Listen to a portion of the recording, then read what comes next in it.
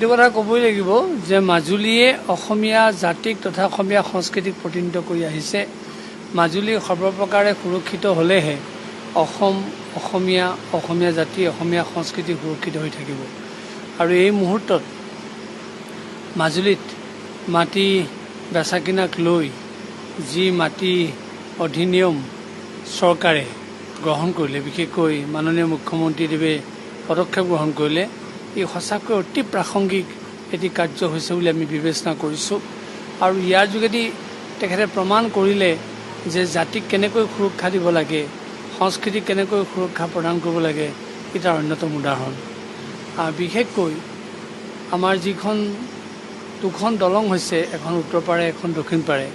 এই দলং দুখনৰ পৰাও আমাৰ বহুতে আশংকা কৰিছিলে যে ইয়াত বিভিন্ন বনীয়া গোষ্ঠী আহিব, উদ্যোগপতি আহিব, মাটি কিনিব, আমাৰ থলুৱা সংস্কৃতি নষ্ট কৰিব, মাজুলীৰ পৰিৱেশ নষ্ট কৰিব। কিন্তু ই এটা প্ৰথম পদক্ষেপ। দলং হোৱাৰ আগে আগে আমি যি আমাৰ ৰাইজে আশংকা কৰিছিলে, সেই আশংকাৰ পৰা মুক্ত কৰাৰ প্ৰথম পদক্ষেপটোকে মুখ্যমন্ত্ৰীদেৱে গ্ৰহণ কৰিলে। আমি তেখেতক ধন্যবাদ জনাইছোঁ।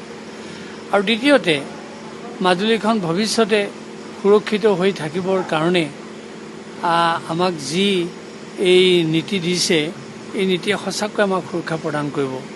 আৰু লগে লগে আমি এইটো কথাও ক'ব খোজোঁ, মাজুলীত ইতিমধ্যে ধৰ্মৰ নামত আগ্ৰাসন চলিছে। তেওঁলোকে হয়তো মাটি কিনিবৰ কাৰণে কুচকাৱাজ কৰিছে। গতিকে এইটোৱেদি আমাৰ সংস্কৃতি ৰক্ষাৰ ক্ষেত্ৰত যথেষ্ট সহায় কৰিব। গতিকে সেইকাৰণে আমি ভাবোঁ অতি প্ৰাসংগিক আৰু অতি উচিত কাৰ্য গ্ৰহণ কৰা হৈছে। আৰু সেই মুখ্যমন্ত্ৰীদেৱ ধন্যবাদৰ পাত্ৰ।